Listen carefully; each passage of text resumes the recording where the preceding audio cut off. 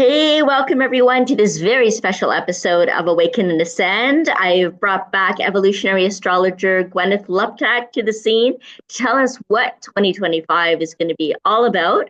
Although there's so much transformation that's happening that we're just going to cover the first couple of major aspects.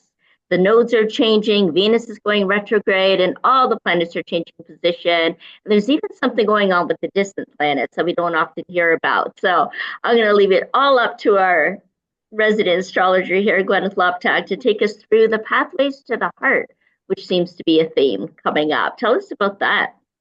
Hi, Jennifer. Yes, 2025 is really going to be quite a transformative year, and I decided to call it Pathway of the Heart because I think that it's fair to say that is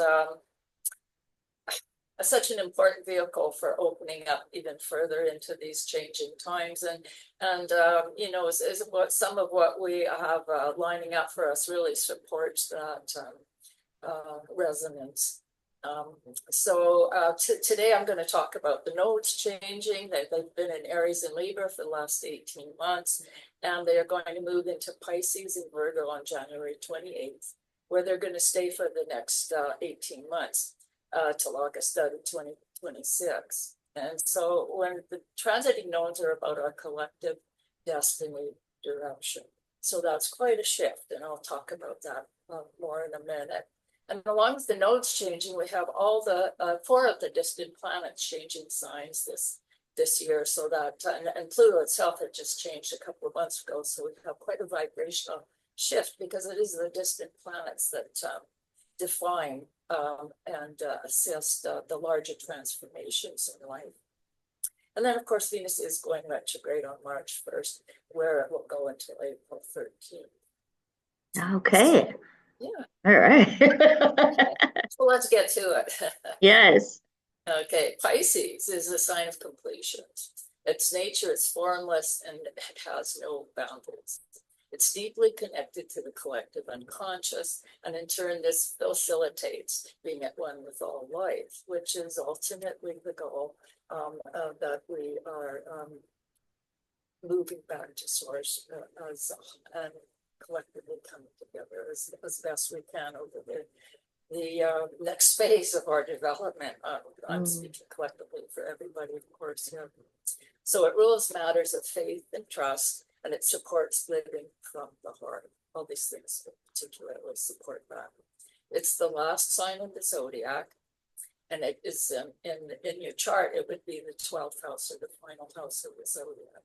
So it's associated with things like surrender and sacrifice and deep releasing and letting go of what no longer serves. Now, nodal transit themes are that Pisces is going to enrich us with is compassion for the less fortunate.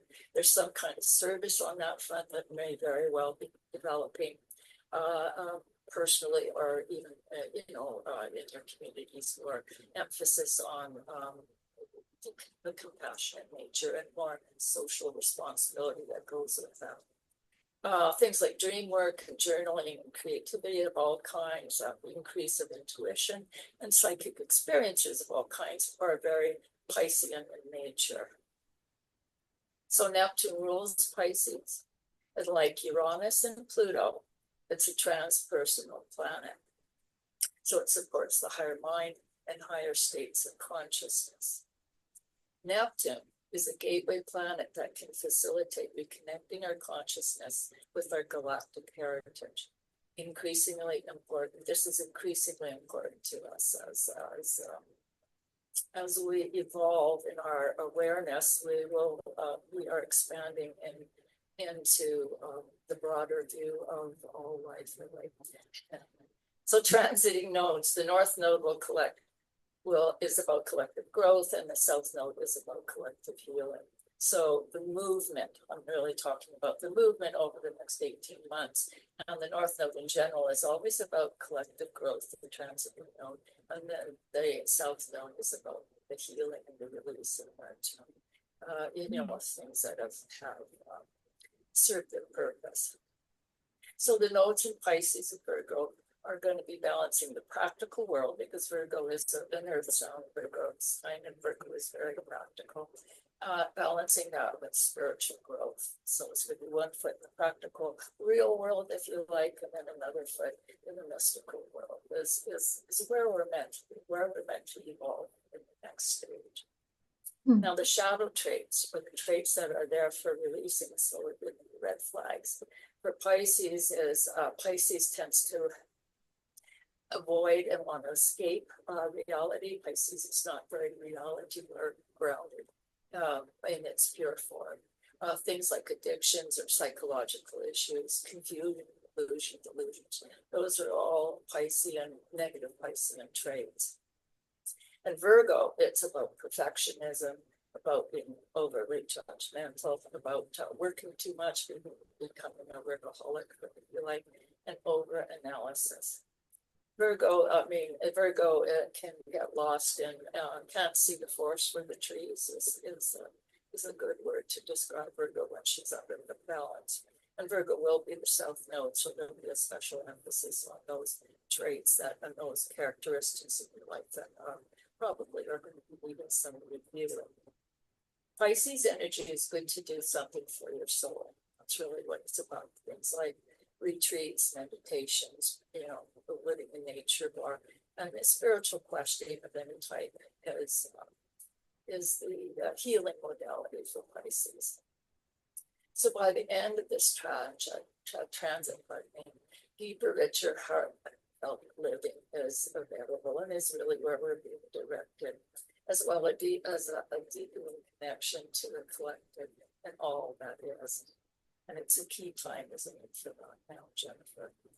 Yeah, Oh, yeah, absolutely. And it's so timely too, because I'm offering the Return to Center virtual retreat on January 12th. So this is a really supportive time to engage in something like that, to really support our evolutionary path and take that pathway to the heart. Yes, that's perfect. That's exactly a tone of the kind of thing that is where the direction is right now. And that's what's helpful for people. If you want to look back to 2006 and 07, that's when the nodes were last when Pisces and Virgo. And sometimes looking back in time is helpful for you to get some footing in what may have changed in your life in terms of the Piscean energy, and then look to where you have come from since then, and where you're living now is something that's can be very helpful with rapid transits. So with the chart, Neptune conjuncts Venus and the North Node. So Neptune, which is the ruler of Pisces, it will also conjunct Venus and the North Node. So Neptune happens to be the higher octave of Venus as well. So there's quite a symbiotic relationship going on there, which is magnify things. Venus is about relationships, romance, and balance, romantic love. Very concerned about balance and harmony and beauty, things like that. Neptune, Venus in Pisces supports the pathway of the heart. It's inspired by beauty and peace. It increases your imagination. It's a very creative sign and pursuits artistic or aesthetic endeavors. You can be enhanced with this at this time. You might find yourself, in other words, Jennifer, find yourself attracted to just the magic that comes and the expansion that can come with the creative endeavor, and creativity comes in all forms. It doesn't have to be, at the arts as we know them. Then we have Mercury and Pluto in a tight conjunction along with the moon and the sun. But they're all in Aquarius in an all-round aspect. So it will be healing how we act, engage in the world, and it challenges us to raise our sensitivity level. Sorry. Pluto conjunct Mercury is a deep seeing, sensing kind of combination, and it can bring up difficult insights, that may not be that easy to look at because Pluto can be kind of like the basement in the house. It's where we tend to put things that we're not actively wanting to deal with or work with at a given time, but those things, of course, don't go away. So the Pluto conjunct Mercury is a time when quite a perceptive insights and part of the transit of the North nodes going through this places. And then, of course, if these difficult things come up, it's simply a signal that things are near some kind of transformation. So we have Pluto in activity with Mercury and the Sun and the Moon, which really influences it quite a bit.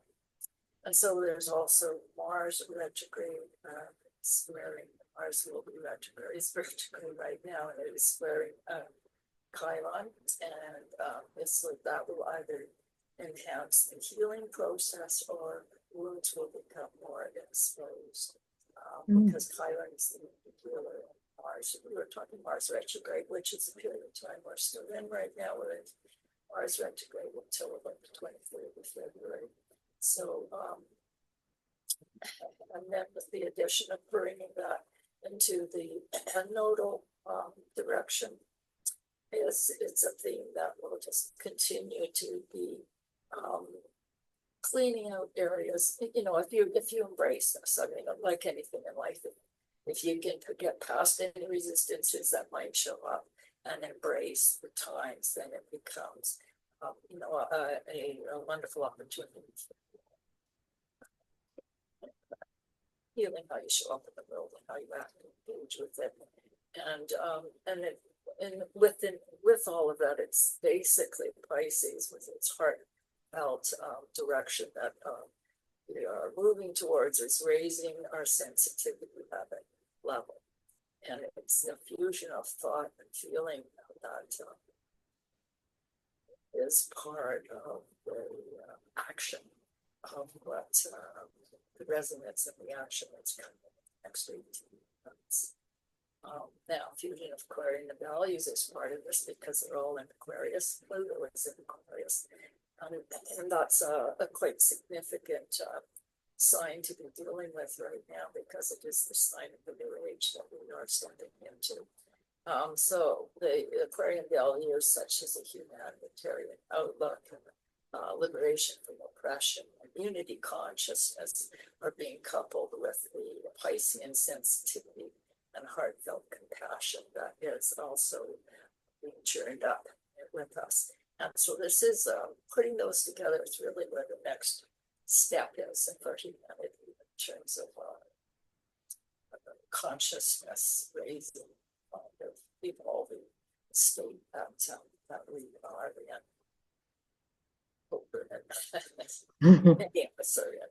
Hidden, difficult information and secrets may be revealed at this time, and there's going to be a lot of sorting of misinformation, lies from truth, which is a big thing. Yes, the timely thing coming now, and Pluto and Mercury together will definitely be digging. So developing, right? So what we're doing is we're developing a deeper awareness of our humanness and what it means for these fast changing times that we're in. So that's it for the nodes in that regard, Jen. Now, both Saturn and Neptune will conjunct the North Node during this year. Neptune, remember, Neptune is the ruler of Pisces, that enriches and amplifies Piscean themes, and that will be conjunct at later February. The exact conjunction is February 22nd. And then Saturn, which is practical and down to earth energy, will be conjunct the North Node on April 13th. On the positive side, Saturn will add structure and definition to anything that you're constructing in your life or building or evolving into in your life. On the negative side, Saturn can bring resistance and confusion. Saturn is not a natural, but in the sign of Pisces, there's sort of two conflicting types of energy. So, but if you sense any resistances or confusion in your life at that time, then that is definitely a flag that there's something that needs to be probably delved into deeper and work through so that you can build something lasting. So that's the nodal piece, Jen. Yeah, so it sounds like we really wanting to embrace the new energies and noticing when that resistance comes up so that we can accept and welcome what's actually showing up for us and be able to find ways of moving through that to stand strong in alignment and in integrity and on the pathway of the heart so that we don't continue to push things away, avoid it, for it to only come up again and again, right? To really look at it and, okay, let's complete this cycle and be able to let it go and release that. Is that what the planets or nodes are supporting us in for this round? Yes, well, for sure. That is always, at the higher level for sure. And, we each of us will, have our individual dealings with things. Sometimes we're ready to move fully without any barriers, and other times something might come up that kind of stops you or diverts you. And you can, if you check in with your feeling nature, your intuition might feel like you're not really on something's pulling you back, or not really on the path that you want to be, or just plain old not happy, and that's when those are always flags that have to turn around and just take that Pluto insightful, digging kind of nature that Pluto and Mercury put together can bring, and go to the basement, go through all your stuff, and let go of what you can.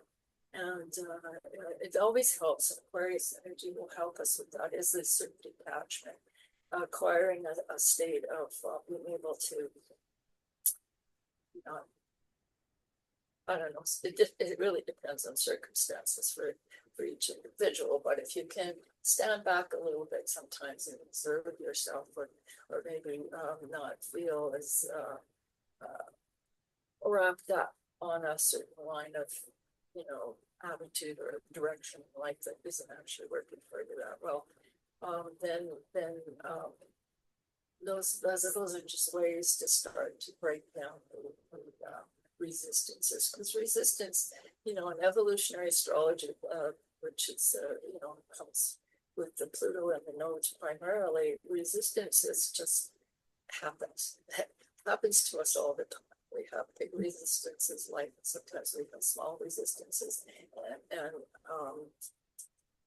they just hold us back from the inevitable, which is moving forward and becoming more of who we authentically are. So it's a kind of dance. I see it as a kind of dance. Anyway, perhaps I'm wandering off a bit here. Enjoy the cosmic dance. It sounds like, well, as you said at the beginning, it's like a whole new direction for humanity, really, with all this collective transformation that's happening. It sounds like a big part of that, too, is about the communication you talked about, the misinformation, new disclosures, and being able to decipher, discern what's true and what's not true. Right. Discernment is, discernment, of course, is always important. Absolutely. So just to move on now, that the distant planets are also changing signs along with the nodes, and that's Jupiter, Saturn, Uranus, and Neptune. And they, along with Pluto, which of course has just moved into Aquarius recently, are the actual mover and shakers and changers in astrological chart. So they all together come to really make a significant vibrational change, because the energies are again shifting. So there's in general, there's an increase in the fire element once we shift, and that initiates again more inspired action, and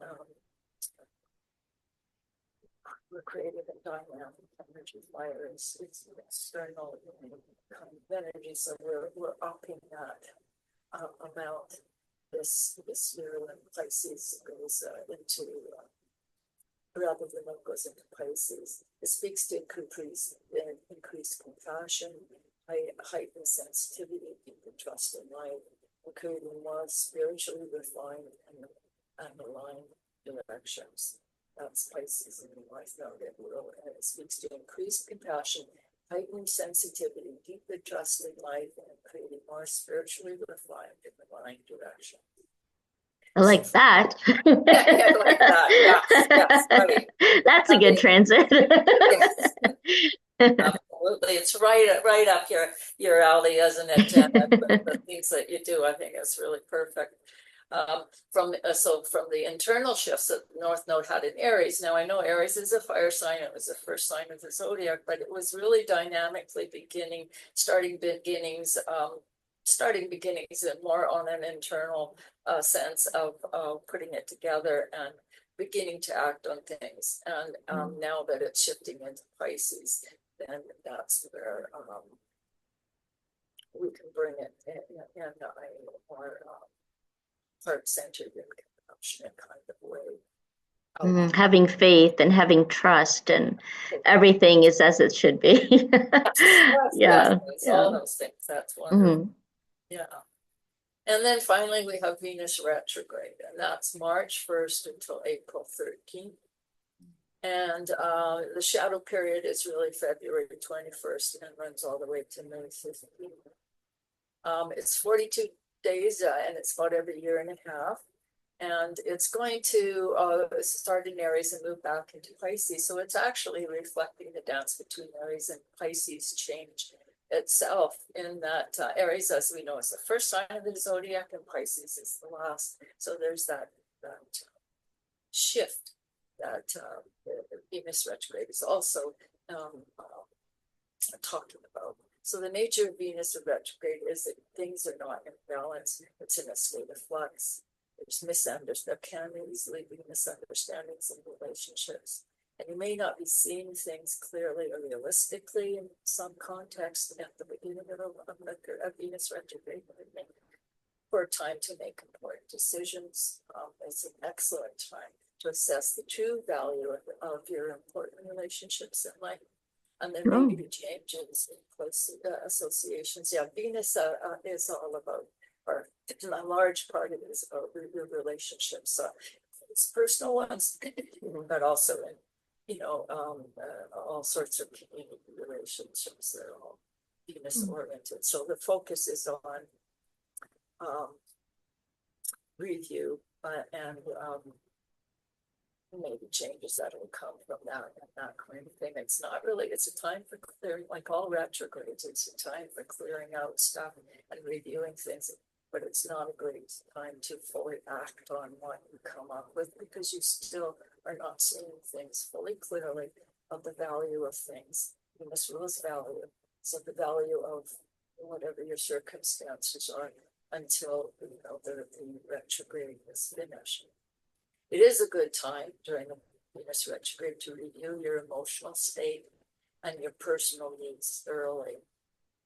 You can also review your monetary situation if you like, because Venus rules finances, so that may apply as well.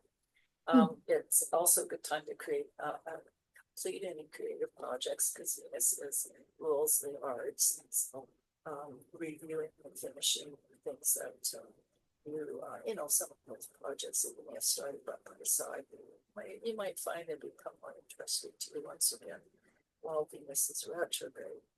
So in the chart itself, Moon conjuncts Venus. So the focus is on emotional contact with relationships in your home life and in associations in general. And there may be changes in these areas. The review is important, as things will be sort of more front and center. And you may find some things need some changes, and if they don't, that's great. You have a more confident value in your circumstances and relationships sliding into the retrograde. Now, the chart also has Mars squares in it, so stressful aspects for Mars, and Mars is a feisty kind of energy, doesn't like to be thwarted, and your square energy is kind of thwarted. So it may bring out impatience or irritability at times with your relationship dynamics. So be aware of that. Dates to note during the retrograde Venus is first of all, Venus is conjunct Mercury because Mercury will also be going retrograde. It goes retrograde March 14th. And it means it's moving quite slow because typically Mercury being so close to the sun moves quite fast. But since it's going to be retrograding, its energy is moving slow. So it's kind of paralleling. Interestingly enough, it's paralleling Venus through all the Venus retrograde time on the chart. And so that is that makes reference to thinking patterns and reviewing and changing your own thinking patterns in terms of the things like relationships and monetary patterns and that kind of thing. Mercury conjunct Venus is going to generally give pleasant communications with loved ones. So yeah, there's a nice harmony between those two planets. Venus is very social and pleasant and likes harmony, and Mercury is a communicator. So we put those two together, and there is more cooperation and pleasanter way of just good for social events, for example, or just if you need any kind of discussions with anybody or having to reach out in any ways that it's a softer time with those two planets together. And that one is exact on March 11th. Then the sun on March 22nd. So the sun is light and shining on relationship dynamics. It's going to shine on things like peaceful energies and love and a good social time. So the sun is it brings light, and it is a very positive, glowing kind of energy. So when that's picture here, just brings warmth, social dynamics, and nice. So make your plans. So the middle of March, if you have anything, that is going to. Can you say that very last part again, Gwenyth? I didn't quite catch that, and the audience might be having difficulty too. And what that last part was there? It's a good time. It would be a good time to book or set up anything that requires certainly talking to an authority or anything like that, or if you need go to your boss at work or something with some kind of a something you needed to speak about, or to anybody for that matter. The sun brings a light and warmth to situations, and it reveals. And usually in a sort of peaceful, loving kind of vibe, given everything else that's happening here, in terms of being Venus and Piscean energy. Okay, thank you. Okay, so Neptune conjuncts Venus on exactly on March 27th. So that would enhance, it would just put into focus or magnify the creative or beauty-oriented, dreamy kind of journaling or dreaming, or just wanting to escape, have a day of escape or something. Is a very idealistic energy. And it's very romantic as well, just depending on where your needs are, your directions are at that time. It's a very nice aspect during the retrograde. And then Venus conjuncts the North Node itself on April 2nd. So that will just also bring new directions available. It's being supported quite nicely by Mars at that point. So abilities to, by that time, because you're at the later part of the Venus retrograde by then. So things are probably starting to come together with a little more understanding of that time.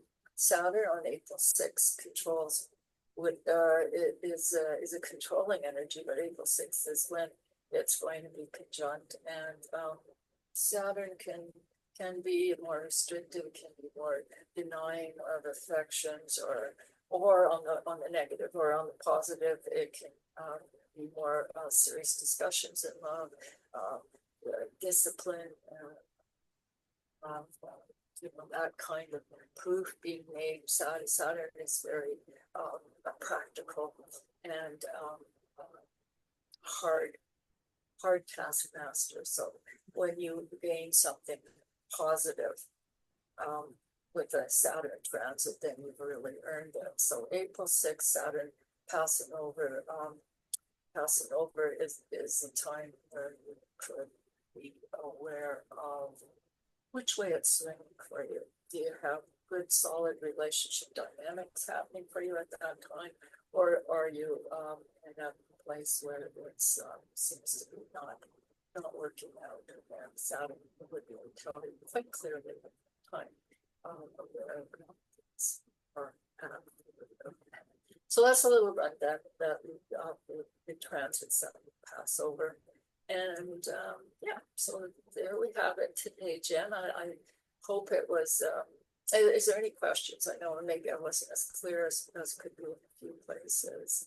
Well, what I heard from it, for us to truly thrive in 2025, is to adhere to our divine alignment, our spiritual alignment, and to heal our old wounds, to heal our thoughts, to heal our relationships, to engage our creative force, to really focus on that flow and taking inspired action on what we're inspired to create, what we love and appreciate about the people that mean the most in our lives and that we value and appreciate, and to notice when that resistance comes up, as you mentioned, as a red flag to things that need to be looked into deeper, and to not just continue to bypass things or push them away, but to really embrace it and to see what kind of gifts and blessings it's offering us, and ways of overcoming those challenges seem to be really just to align with the cosmic energy, the cosmic dance, as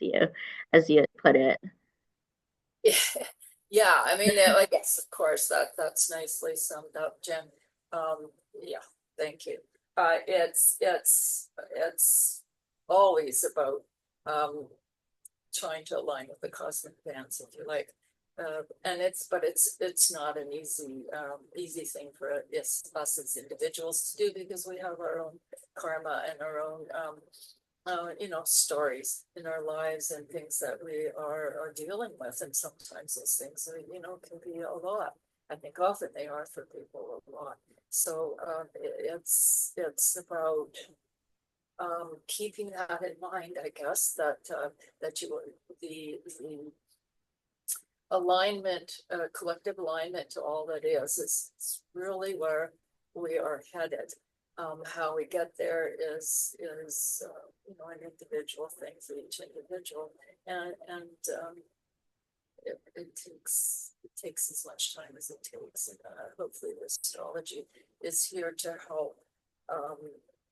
First of all, help tune you into what's going on at any given time, but also give you some insight in terms of how you can plan things. If you plan some kind of an action, you always want to go with the harmony of what's happening astrologically at the time, because if you aren't in harmony with what's happening astrologically in time, then the time it simply can't work. It's like when swimming upstream or something. You can't. It won't really work. We have to harmonize the greater universe's rhythms. So I think we'll become more and more aware of that. It's part of the awakening. That's a step of the awakening that is happening. And my feelings are about the Piscean beingness and all these lovely planets that are very harmonious and saying a similar thing when they get together. Venus is exalted in Pisces, for example. Neptune is the higher is the planet that rules Pisces, and Neptune is a higher up than Venus. So they all get together here, and they are very heartful kinds of vibrations. And that's kind of like the direction to go through the broad direction that we are going through in order to find that connection to the greater whole, that, and live with it consciously, which I think is what the age is asking us to do. And that sounds very promising, a very Yeah. good vibration that we want to tune ourselves into for sure. And if anyone is tuning in right now and you're feeling some challenges at any time over this period, we basically went from like January 1st into April 2nd-ish or somewhere around there at the beginning of April, and we'll do an update in March. But if you're having any challenges during those times, then feel free to drop us a question, a comment, and we'll be looking at those and maybe we can support you through that. So yeah, definitely reach out if something's coming up for you. Great. Yeah. Any final thoughts, Gwenyth? Well, I'm excited about 2025, and I hope to just continue to be able to bring more information. There's so much coming down the track these days for me in terms of galactic astrology, that it's just opening doors, and I'm just really glad that I'm able to, lend a hand by showing that some of the pathway, through astrology, how one can move forward and prove stronger all the time. Super excited to bring in that galactic astrology to you. So grateful that you were here joining us today, Gwenyth. Thank you so much for the update, the cosmic update, and everything that you shared about all the different changes that are going on up there, as above, so below, right? So yeah. So let's approach that with curiosity, with courage, and with compassion. That's the Aquarian way, Aquarian age way. So thank you all for tuning in. We'll see you again next time. Bye for now. Bye-bye.